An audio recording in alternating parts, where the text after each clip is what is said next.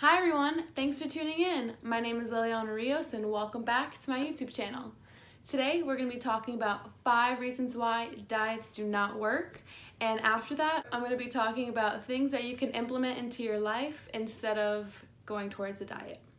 Reason number 5, your body does not know the difference between a diet and starvation. Whenever you're on a diet, you are restricting your calories, you're restricting macros, taking out food groups, whatever it is that you're on. If you are restricting yourself in any way, you are on a diet. And restriction leads to binging. And if you haven't heard of the restriction binge cycle, just look it up. It's a thing. And it just keeps happening and happening. If you keep restricting, you're going to keep binging. And it's a normal thing because your body is lacking those nutrients, those calories, that energy that you need. And whenever you allow yourself to have food again, you are so ravenous, so hungry that you end up binging. And it's just not a healthy cycle to live in. Reason number 4, diets are harmful. Diets are basically telling you it's okay to have disordered eating because that's what diets are. You think about how many calories do I need, how many macros, how many points, exchanges, whatever. It's so much to deal with. You're not even focusing on the actual pleasure of your food, enjoying where it comes from, enjoying the tastes. Instead, you're just like, this is what I'm allowed to have. This is all I can have until I look this way or I weigh this much. It's not healthy. If it can lead to more harmful things like eating disorders and just other harmful acts that are not good for you and are not healthy. Reason number 3, loss of money and time, which is, I think time is the most valuable thing. Money is also valuable, and if you are buying detoxes, cleanses, diet pills, meal plans, whatever, just spending money on diets is a waste of money. All you need to do is listen to your body, and if you need help listening to your intuition, getting back to listening to your hunger cues and your fullness cues, go to a dietitian. They're specialized in helping you figure out what's right for you. And when trying to find a dietitian, make sure you look into their background because dietitians often specialize in certain areas, and intuitive eating is something I've drifted towards because it talks about going back to your intuition, which you were born with, knowing when you're full and when you're hungry. And intuitive eating dietitian will help you get back to that place. Number 2, they're no fun. Like, who goes on a diet and is like, ooh, I'm on a diet, yay? Like, no, never.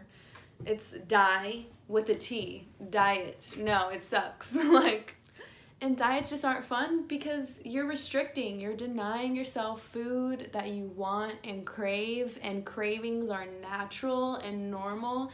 And diets just tell you that cravings are a sin and are bad, and it's not. It's natural that you want some chocolate cake sometimes. Just have it. Like, it's okay. And then whenever you restrict, again, you'll go into this binge cycle, and after you binge, you just feel like, ugh, I couldn't control myself. Like, now I have to go on another diet. Now I have to get back on my diet. It's like, no, it's normal that you are binging. It's because you're restricting. Maybe you should just stop restricting. Go to intuitive eating, buy the book, go to a dietitian, whatever you need to do to get back to that place that connects you with your body, with your hunger, your fullness, your cues that you were born with. And lastly, the number 1 reason, it's not sustainable. sure, maybe you'll be on the diet for a little bit, you'll lose some weight, but then you'll gain it back because it's not sustainable. Like 95% of diets end up in going back to the weight you were before or even heavier. So you're like, all right, diets don't work, but what am I supposed to do? How about adding some healthy habits into your life? I can make a longer YouTube video about the 5 things I came up with, but I'm just gonna go over them real quick. First, sleep. 7.5 to 8 hours of sleep is key. 2, hydration. It's really important to drink enough water. A little trick to know how much water you should be drinking is your weight divided by 2, and that's how many ounces you need a day. To get it into cups, divide the ounces by 8, and that's how many cups you need.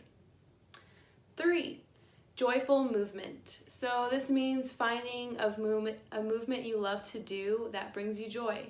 For some people, it's running, weightlifting, yoga, hula hooping, skateboarding, bike riding. There's so many different activities you can do. Just find one and, well, not just find one, but like try them out and find out which one brings you joy and try and do that more. The 4th one I have is positive influences, and what I mean by this is having positive and healthy relationships and people in your life. And I say this because I've just heard so many things about people like living longer, living happier and more fulfilling lives when they have positive people around them. And my 5th thing is add some fruits and vegetables into your life. Instead of cutting things out, just add more fruits and vegetables. Even if it's the same 3 fruits and vegetables that you enjoy, like at least it's fruits and vegetables that you enjoy. Like, don't force yourself to have things that you don't like, or like if you don't like them or used to not like them, maybe try them in a different way, cook them in a different way, and see if you like them. Just experiment and try and add them into your diet instead of having to take things out. If you liked this video and found it helpful, don't forget to give me a thumbs up. Also, subscribe and hit the bell so you get notifications when I'm putting up a new video. Try and share this with your friends and family. I would love to get the message out there that instead of diets, there's other ways to have a healthy lifestyle. Thank you so much for tuning in. Y'all have a great day. Bye.